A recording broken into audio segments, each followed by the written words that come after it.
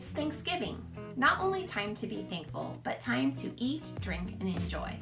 But which wine should you choose? Should you splurge and go all out? Or what about that cab your friend said was to die for? But wait, aren't you only supposed to drink Pinot Noir at Thanksgiving? So you go to the store and you're standing in the wine aisle.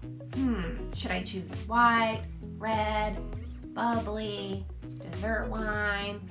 Should I just screw it, get a cocktail? What do? Your eyes start to cross over. You're totally overwhelmed. So you walk around to the end cap and look at the wines there, because surely that's where they put all the best wines and not the wines they make the most money on. Right? Well, maybe. Well, we're going to make it easy and break it down for you today for 5 wines that will totally bring it to your Thanksgiving table. So let's get started. The first wine I recommend is a Riesling. But you might say, yeah, I don't like sweet wine. And I'm going to tell you, this is German Riesling, which ranges from very, very dry and crisp all the way up to sweet. You just need to know how to read the label. And the laws and regulations around German wines is very complicated, so we're not going to get into that today. But what I will tell you is if you are looking for a dry German Riesling, high in acidity with flavors of green apple, look for a line that says Cabernet on the label. If you want something with a little bit more body and maybe some stone fruit flavors, but still with nice acidity, look for something like this that says Spatlese. Or you can choose something with even a little bit more sweetness to it, but still nice acidity, that will say Auslese. All of these Rieslings are great choices because of the acidity that will cut through all the fat in your meal. So all that gravy you're gonna pour over your plate of mashed potatoes, stuffing, and turkey, and everything else, this wine will just clean that palate up. It's so delicious.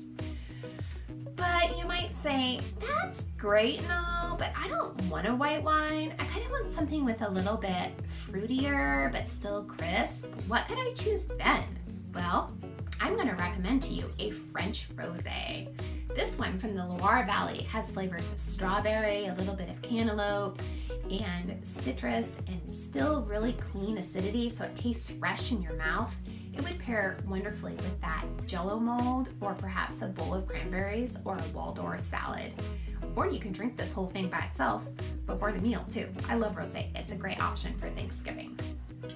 But you might say, yeah, I really wanted to bring a wine that maybe not everybody knows about, so what would be an option then? Well, I'm going to recommend a Cru Beaujolais. A Cru what? Cru Beaujolais. Beaujolais is a wine region within the southernmost area of Burgundy, and the wines there are made by the grape Gamay. The wines tend to be low tannin and light with fruity flavors, and you can serve the wine chilled. There are 10 crus within Beaujolais, which are the best villages where the wines can come from. I prefer Brouilly or Morgon, but you can choose from 8 other ones as well.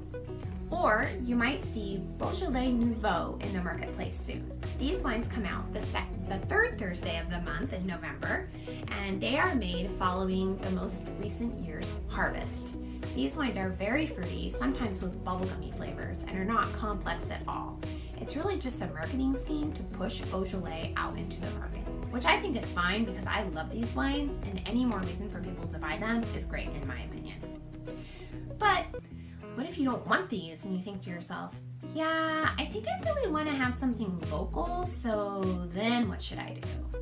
Well, if you live here in the Northwest, an Oregon Pinot Noir is the way to go.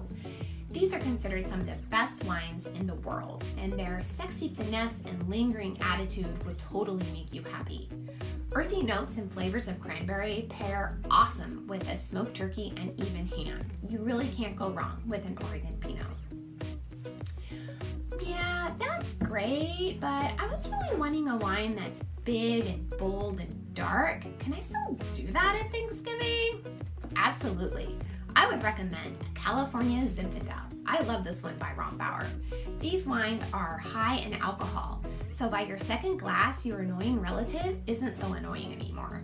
But also the big, bold, dark, fruity flavors of this wine in low tannin with flavors of cinnamon and spice make it great, especially if you have a dried out turkey. All of that flavor just kind of brings back the juiciness of the turkey. It's an excellent wine. Quintessential Thanksgiving wine, really good. These 5 wines will pair perfectly from Wednesday to Sunday when most of us are celebrating the Thanksgiving holiday. But other options to think about would be a Gewürztraminer from Alsace, or perhaps an unoaked Chardonnay like Chablis, maybe a Merlot from California.